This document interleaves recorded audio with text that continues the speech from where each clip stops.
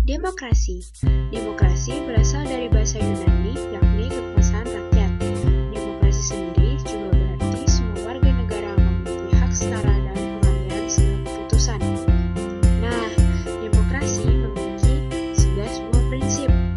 Prinsip yang pertama adalah kedaulatan rakyat. Yang kedua, pemerintahan berdasarkan persetujuan dari pemerintah. Yang ketiga, jaminan hak asasi manusia.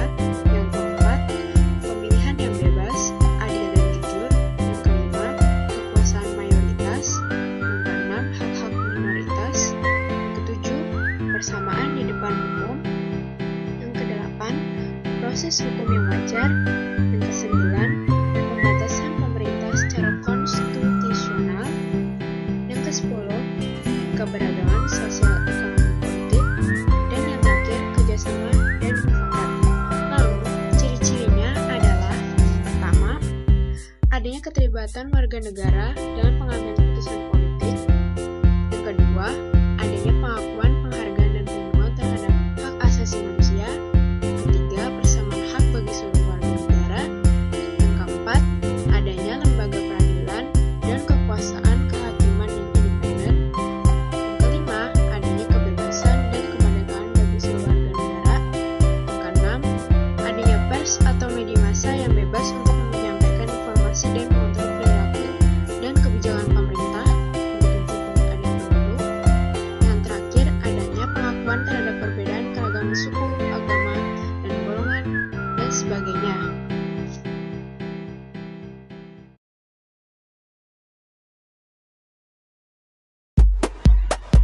Berikut ini adalah beberapa negara demokrasi penuh.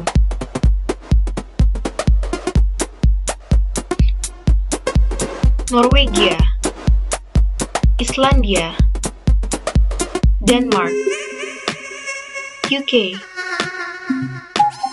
Selandia Baru, Australia, Kanada, Amerika Serikat, Jepang, Uruguay. Dan ini adalah beberapa negara yang demokrasinya tidak sempurna. Indonesia, India, Malaysia, Filipina, Brazil, Argentina, Lesotho, Ghana, Zambia, Mongolia.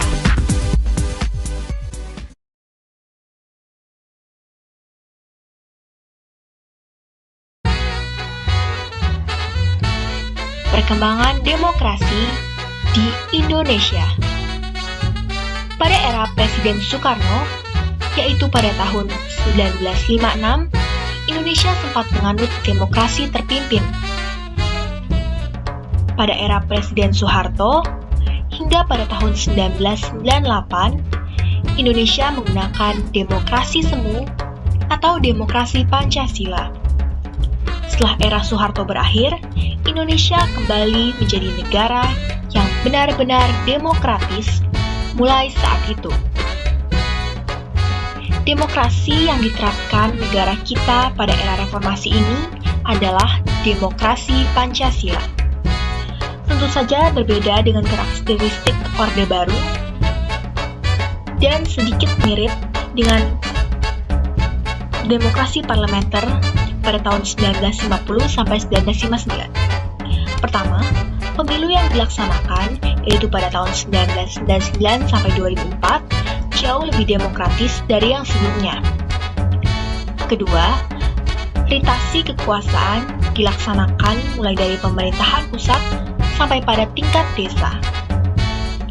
Ketiga, pola rekrutmen politik untuk pengisian jabatan politik dilakukan secara terbuka. Yang terakhir, sebagian besar hak dasar bisa terjamin seperti adanya kebebasan menyatakan pendapat.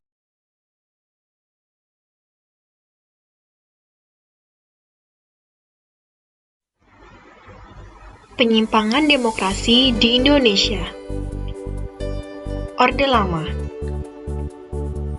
Pemusatan kekuasaan pada presiden sehingga kewenangannya melebihi ketentuan yang diatur Undang-Undang Dasar 1945.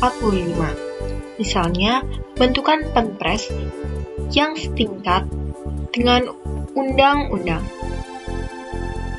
MPRS mengangkat IR Soekarno sebagai presiden seumur hidup. Presiden membubarkan DPR hasil pemilu tahun 1955 dan membentuk DPR GR tanpa melalui pemilu. Orde Baru. Pemilihan umum yang kurang demokratis,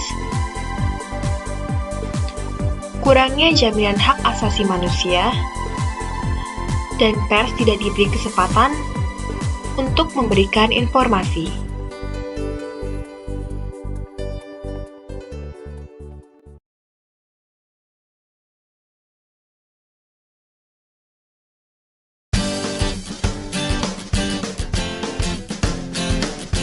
Apa sih pentingnya demokrasi? Yang pertama adalah terjalinnya komunikasi yang akrab dan harmonis antara pejabat dengan pejabat dan pejabat dengan rakyat. Yang kedua adalah terhindarnya tindak kekerasan yang dilakukan oleh pejabat terhadap bawahan atau rakyatnya, sebab demokrasi anti kekerasan dan permasalahan diselesaikan secara damai. Yang ketiga adalah memberikan motivasi kepada seluruh pejabat dan wakil-wakil rakyat untuk bekerja lebih giat karena semua merasa senang dan puas dan merasa lebih dihargai kedudukannya. Yang keempat, dapat meningkatkan keamanan dan ketertiban masyarakat sebab dengan terwujudnya kehidupan demokratis, semua warga merasa puas dan pendapat mereka tersalurkan. Yang kelima, menghilangkan rasa saling curiga-mencurigai di antara sama pejabat atau pejabat dengan rakyat, sebab dengan demokrasi terbangun jiwa keterbukaan. Yang keenam, makin lancarnya penyelenggaraan pemerintahan, sebab semua pegawai atau pejabat negara merasa bekerja dengan senang. 7. Makin meningkatkan kelancaran pelaksanaan pembangunan, sebab program-program pemerintah mendapat dukungan dari seluruh warga negara.